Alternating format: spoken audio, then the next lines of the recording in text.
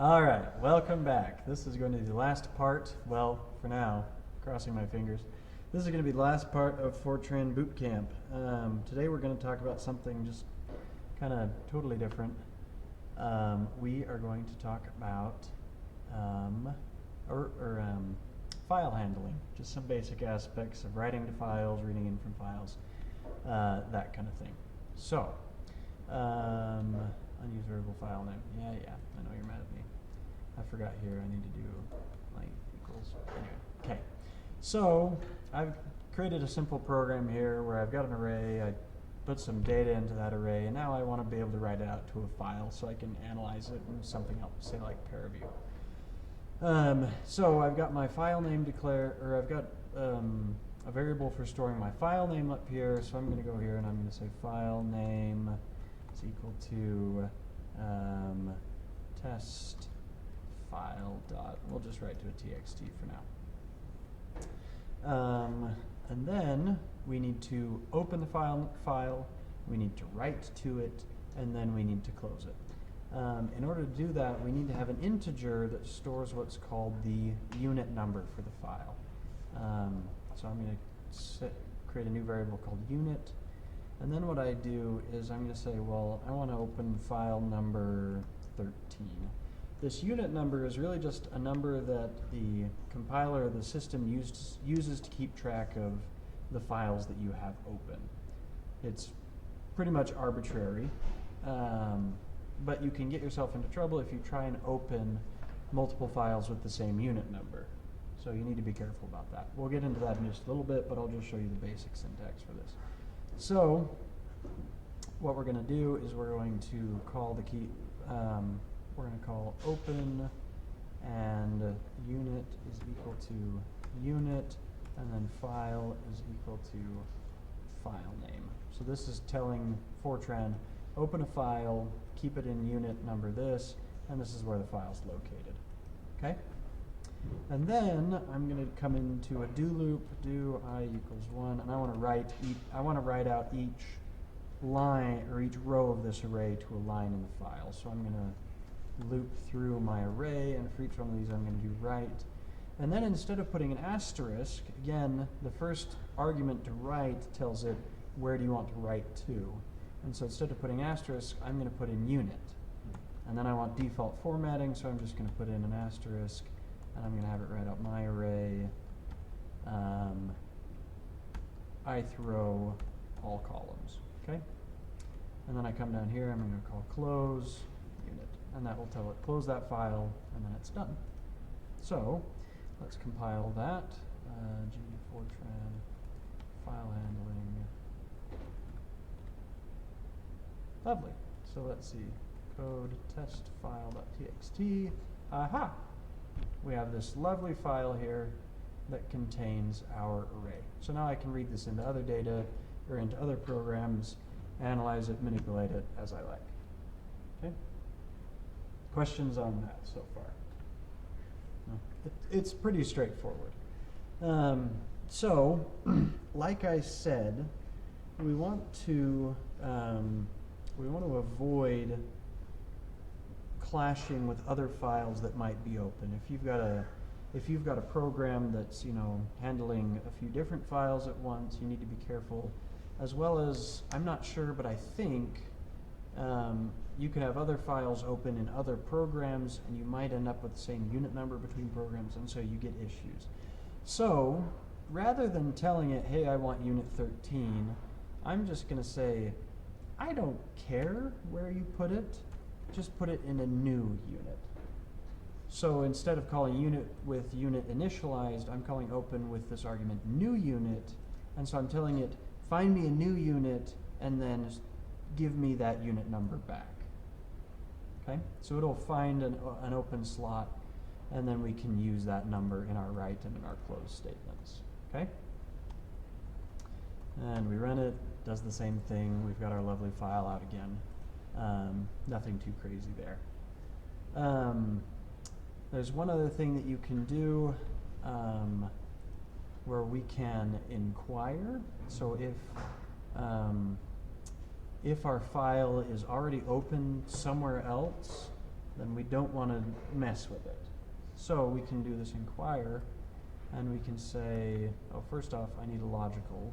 Logical is open. Oops.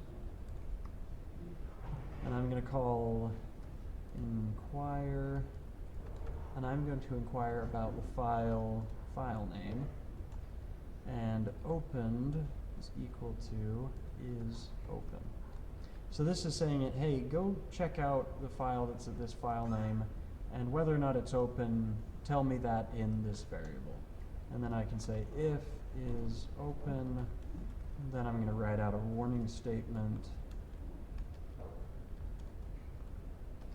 Wait, just to the terminal, file name is already open. Else, we can write to the file. So this is a good thing to do, just again, make sure you're not stepping on your own toes or anyone else's toes that the computer might be being used. So compile that, run that, and it's not being used elsewhere, so it had no problem writing to it. Okay? I think that's, oh, I guess let's talk about, say, if we want to do a CSV instead. We could do testfile.csv. And then what we would have to do is put in another do loop here and do j equals 1 comma 20 and do. And instead of writing out the whole row at once, we're just going to write out one element of it. And then we're going to put a comma in quotes after that. And that will make this a comma separated list. Now we need this write statement by default will jump to a new line every single time. And so rather than having it doing that, we're going to give it the keyword argument end, I think is what it's called, and give it a blank character. So we're going to say, once you're done writing, the end character I want to just be nothing. Otherwise, it'll put in a new line character, okay? Invalid value for end specification. Might need to look at that. Anyway, and then after each row is done, we can call unit default formatting, and if I don't just tell it anything, it's just going to create a new line. So let's run that. Okay, so I did this wrong. It's not end keyword. The keyword argument we're using here, I got mixed up with Python. The keyword argument we're using here is called advance, and we're going to say advance equals no. So this is telling it at the end of each of these, oh, list directed format is not allowed with advance. Okay, well, we get to talk about formats then. So this is telling it, hey, at the end of this write statement, don't keep going. And I guess if we wanted to do this properly, we should also put in here, if j is less than 20, we do want a comma at the end, else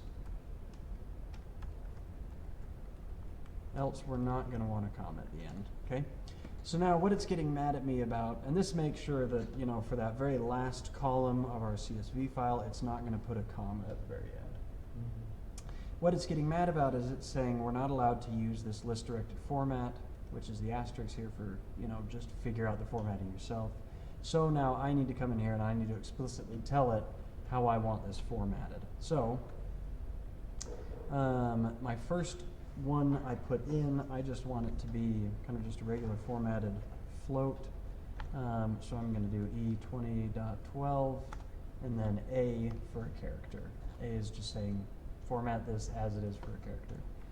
We're going to want, we're going to want the same thing here, except we don't need that character at the end, so we're just going to e20.12. And then again, at the end of each one of these rows, we're going to get a new line. So let's clean this up. Compile that, run that, and now code test file dot, and now we've got a CSV file, and voila, we have commas between each one of these. Okay? So that's all that is. Pretty straightforward. Questions? Questions on all of that? If you aren't careful about where it's writing that code to, it'll just overwrite what was there previously. Yeah. Yeah. So yeah, Okay. you got to be careful. Yep. There's also, which I forgot I wanted to get to this here as well. Let's talk about reading in from a file. So, say I've got some, let's go ahead and comment all this out. Actually, I want to comment out my array as well. Let's say now I want to read my array back into my Fortran program. So I can say, okay, I've got my array stored in here. I'm just going to go back to the old txt, and I'm going to go through and I'm going to open up the file and say new unit is equal to unit, file is equal to file name. So I open it up, and then I'm going to go into a do loop, do I equals 1 through 20, and do, and we're going to say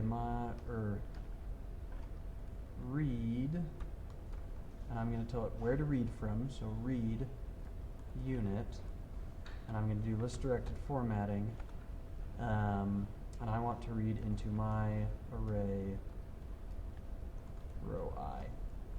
And then I'll close once I'm all done. So by default, unit. So by default, this read statement is just going to read one line of my file. So let's compile that. Oh, I guess I should probably print this out. Do I equals 1 to 20, and do write. And we're just going to write out to the terminal so we can see that it's doing this properly. Voila! So it is read in that array that we had defined in that file. And using this list-directed formatting, Fortran's going to go into that file, look at that line, and recognize, okay, I could put this into 20 float values. Well, I've got, what he's asking me to put it into is an array with 20 elements in it, so I'm just going to stick that in there. Fortran's smart enough to recognize that. You could also store these in different variables, so if I had a file that had maybe 3 columns of data, and I wanted to put that into 3 vectors in my program, then I'd do like my array I, my vec I, my data I. That's your X statement. Oh, sorry.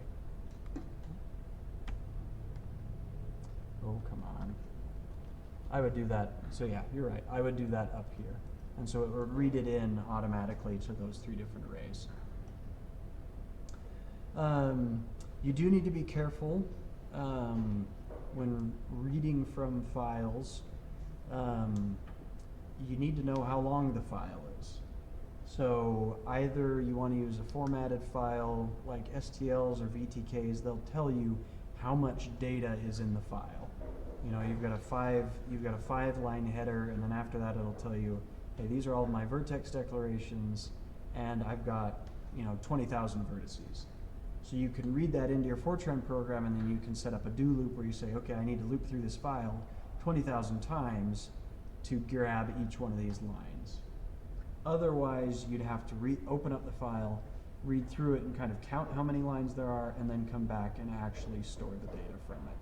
If you don't do that, you can be accessing invalid memories, you can get yourself into all sorts of trouble. So make sure that your program is smart enough to be able to handle whatever files you throw at it. Is new unit a built-in function in modern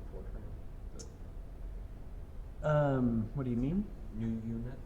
Oh, so that new unit is just a keyword argument to open. Okay. So open is the function that we're calling, and new unit is just a keyword argument we're passing to it. Right. And I guess my concern with that is every time I run a file that uses the keyword new unit, is it going to create a new file and store all that data? No, so new unit is simply saying go and find a file ID that hasn't been used yet and associate this file name that we're opening with that ID. Yeah, and that's where kind of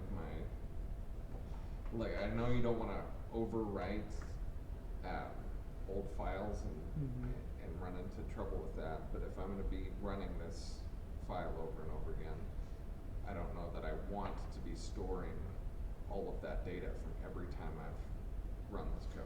You know what I mean? So unit doesn't decide where it's storing the data. Unit is simply the ID that we use to access that file object in our Fortran program. What dictates where the data is stored is testfile.txt. So this file name that I'm giving it here in file, that dictates where all the data is stored. So if you notice, here in my directory, I have one testfile.txt and I have one testfile.csv. Even though I've run this whole bunch of different times and I've used new unit every single time. New unit only matters inside your Fortran program. Okay. Where the data is stored, where it's overwritten, like actually on disk, is determined by what you tell it the file is you want to open. So that's so that it doesn't go outside of where you've kind of told it to go. Yeah. So you know where to find it, and you know where to find it. Yeah. Okay, that's pretty much it as far as file writing and reading goes.